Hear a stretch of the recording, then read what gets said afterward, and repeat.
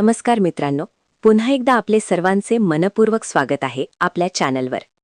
आजची बातमी ही देशातील आणि विशेषतः महाराष्ट्रातील सर्व पेन्शनधारकांसाठी अत्यंत महत्त्वाची, तातडीची आणि कामाची आहे. त्यामुळे हा व्हिडिओ शेवटपर्यंत नक्की पहा आणि आपल्या सर्व पेन्शनधारक नातेवाईक व मित्रांना जरूर शेअर करा. जर आपण चॅनलवर नवीन असाल तर चॅनलला सबस्क्राईब करा, व्हिडिओला लाईक करा आणि नवनवीन अपडेट मिळवण्यासाठी बेल आयकॉन दाबायला विसरू नका. कारण आम्ही तुमच्यासाठी नेहमीच अशा महत्त्वाच्या सरकारी योजना, नियम आणि आर्थिक अपडेट्स घेऊन येत असतो. मित्रांनो, मार्च 2026 पासून पेन्शन वाटपाच्या प्रक्रियेत मोठे बदल लागू होण्याची शक्यता व्यक्त करण्यात येत आहे. आणि याबाबत सरकार तसेच रिझर्व्ह बँक ऑफ इंडिया यांनी बँकांना सुरक्षा उपाय कडक करण्याचे निर्देश दिले आहेत.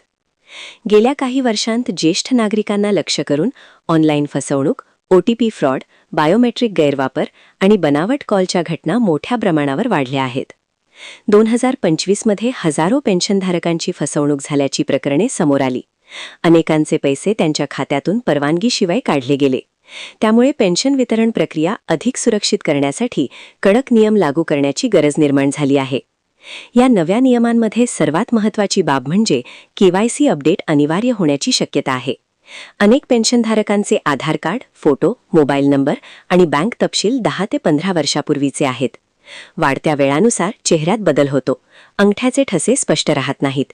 त्यामुळे बायोमेट्रिक मशीन ओळखण्यात अडचणी येतात आणि चुकीच्या व्यक्तीने ओळख वापरण्याचा धोका वाढतो. त्यामुळे बँका आता नवीन फोटो, बायोमेट्रिक किंवा व्हिडिओ KYC करून घेऊ शकतात. काही बँका घरबसल्या व्हिडिओ KYC सुविधा देखील देऊ शकतात, ज्यामुळे वृद्ध नागरिकांना शाखेत जाण्याचा त्रास कमी होईल. विशेषतः ज्यांची pension state bank of India, bank of India, bank of Maharashtra किंवा इंडिया पोस्ट मार्फत येते, त्यांनी त्वरित आपल्या खात्याची माहिती तपासून घ्यावी. दुसरा महत्त्वाचा बदल म्हणजे मोबाईल नंबर लिंकिंग. जर तुमची अनेक बँक खाती असतील आणि सर्व खात्यांशी एकच मोबाईल नंबर जोडलेला असेल तर फसवणुकीचा धोका वाढतो. कारण OTP एका नंबरवर येतो आणि चुकीच्या हातात गेल्यास सर्व खात्यांना धोका निर्माण होऊ शकतो. त्यामुळे बँका सक्रिय मोबाईल नंबरची पडताळणी करू शकतात. तिसरी महत्त्वाची बाब म्हणजे जीवन प्रमाणपत्र म्हणजेच लाईफ सर्टिफिकेट. अनेक पेन्शनधारकांना दरवर्षी जीवन प्रमाणपत्र सादर करावे लागते. पण आता फेस ऑथेंटिकेशन, डिजिटल पडताळणी किंवा बायोमेट्रिक तपासणी अधिक कडक होण्याची शक्यता आहे.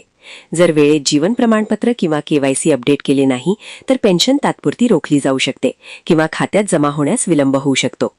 कोषागार विभागानेही सूचित केले आहे की तांत्रिक बाबी पूर्ण नसल्यास पेन्शन जमा करण्यात अडथळे येऊ शकतात. विशेषतः ग्रामीण भागातील पेन्शनधारकांनी लवकरात लवकर जवळच्या बँक शाखेत जाऊन आपली माहिती अपडेट करून घ्यावी. सरकारने आधार बायोमेट्रिक लॉक करण्याचा सल्लाही दिला आहे, कारण बायोमेट्रिक डेटा चोरी होण्याच्या घटना वाढल्या आहेत. आधार पोर्टलवर जाऊन तुम्ही तुमचा बायोमेट्रिक डेटा लॉक करू शकता. त्यामुळे कोणीही तुमचा अंगठ्याचा ठसा वापरून व्यवहार करू शकत नाही. तसेच संशयास्पद फोन कॉलपासून सावध राहणे अत्यंत आवश्यक आहे. बँक, RBI किंवा कोणतीही सरकारी संस्था फोन करून OTP, ATM पिन किंवा पासवर्ड विचारत नाही. जर कोणी स्वतःला बँकेचा अधिकारी सांगून माहिती मागत असेल तर ती निश्चितच फसवणूक असू शकते. याशिवाय पेन्शनधारकांनी आपले बँक खाते सक्रिय ठेवणे अत्यंत महत्त्वाचे आहे. अनेक वेळा खात्यात व्यवहार नसल्यामुळे खाते निष्क्रिय होते आणि पेन्शन जमा होण्यात अडचण येते. महिन्यातून किमान एक छोटा व्यवहार केल्यास खाते सक्रिय राहते. जर तुमचा पत्ता, मोबाईल नंबर, आधार, पॅन किंवा बँक शाखा बदलली असेल तर त्वरित अपडेट करणे आवश्यक आहे. तसेच खात्यात नॉमिनी नोंदवणेही अत्यंत महत्त्वाचे आहे, कारण आपत्कालीन परिस्थितीत कुटुंबियांना पैसे मिळण्यासाठी ते आवश्यक ठरते.